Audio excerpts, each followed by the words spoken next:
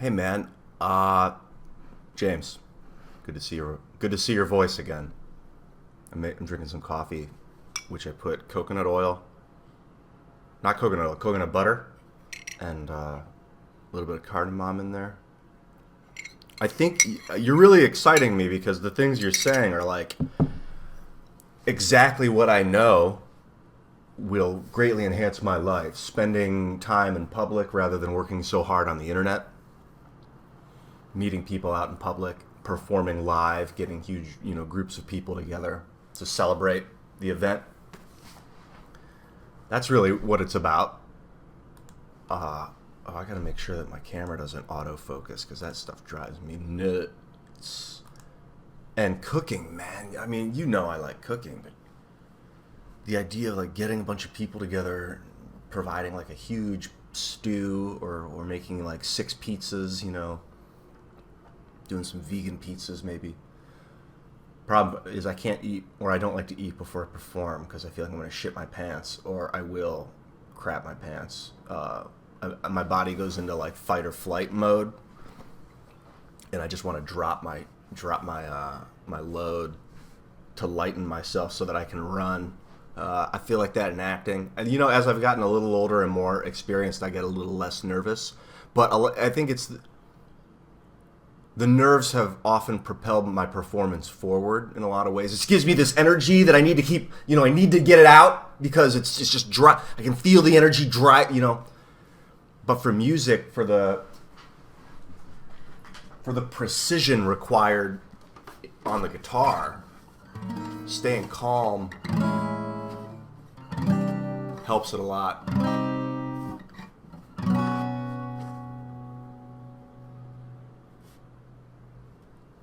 So staying relaxed is really important. But like if I eat and then I try to sing, it sounds way better if I sing before and then eat later. Like almost like if I fast for a day and then I perform, I can bend really far because I'm not going to puke, and being able to bend the vocal cords and all the shapes and stuff you can hit really high notes. You can use the bending to get higher notes. In fact, watch some Chris Cornell stuff from his early days, maybe even now. He bends like crazy when he's hitting those high notes. Other than that, I like your style. I like this idea of like a party, just a party, just getting together and partying and playing music. I do so many things. I'm really happy for the most part,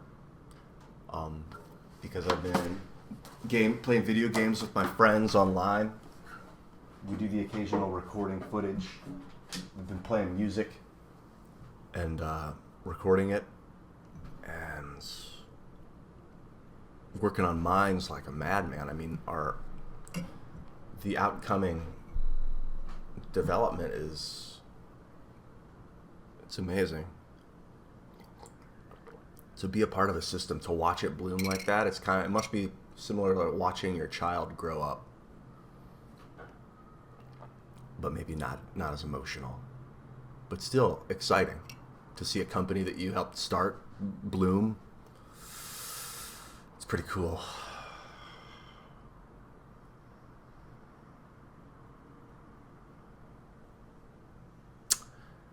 I recorded Perfection is a Nuisance with Shaq and got some footage from the recording process.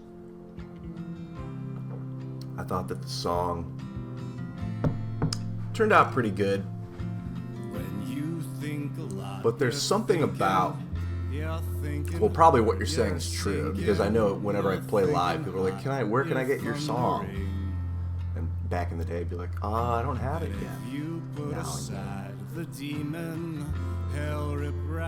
Maybe it's because of quantum entanglement. Like, the more people enjoy your live performance, the more they're going to like the song, even if they've never heard it.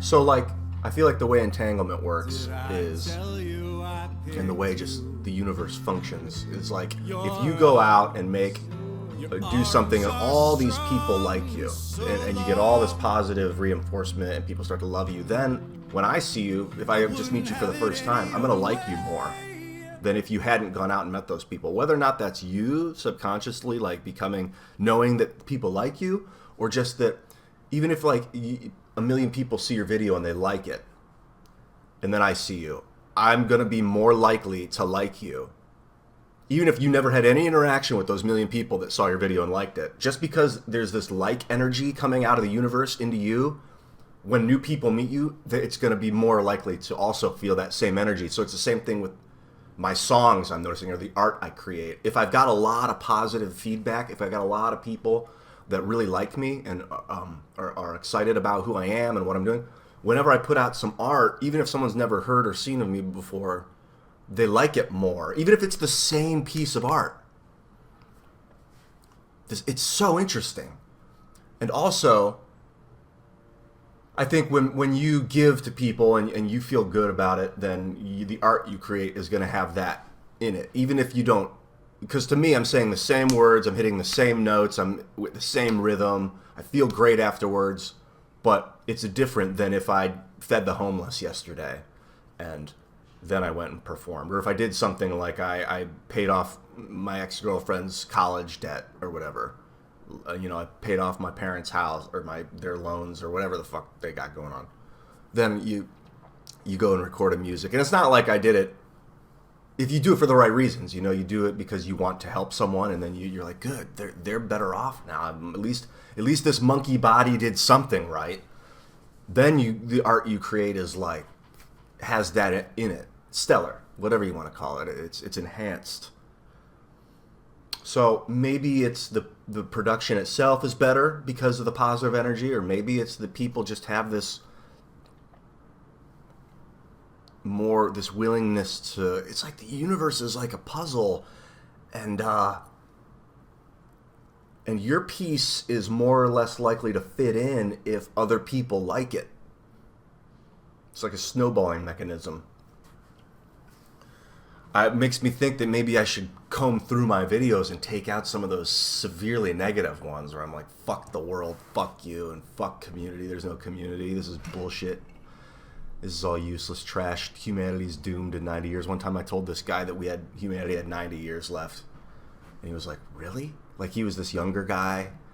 And I think he used to watch my videos, and I think he really respected me and was kind of believed everything I said at face value. And when I said that, I was just sort of like really drunk and upset. This girl turned me down. I was trying to get laid. I mean, it was a really dark time in my life. And I was like, fuck it. We got 90 years left anyway. And he was like, really? And it was like really a disturbing moment in my life. I remember it very clearly. I felt horrible about it because I think that humanity can survive much longer than that. But to say that shit, to put that negativity out there, man,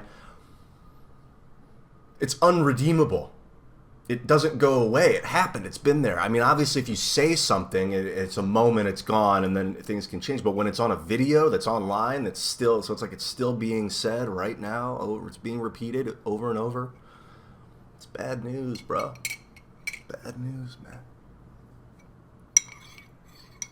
And, of course, the devil in me wants to leave it online. Because, fuck it. What have I got to lose? Like you say, there's no security. What are we really doing, What am I worried about? Just projection? Falsity? Coming across a certain way? Yeah, I guess. This body is a projection.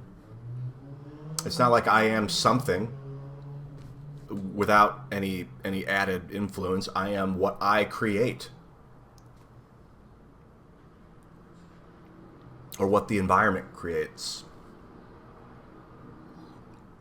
And what I mean by that is, I used to think if you don't love me for who I am, then there's something wrong. Because I am who I am. I'm just sitting here and I am being. And if you don't like it, then there's a problem with you. But then I started to realize, like, well, no, I'm not who I am. I'm what I choose to be. So, like, if I go do some push-ups right now, I'm a different person than if I sit here and just look at the screen. So it's not like Ian is Ian, and like oh, well, they don't like Ian, or they do like Ian. What? I'm a result of what I did. And you can do anything and create who you become.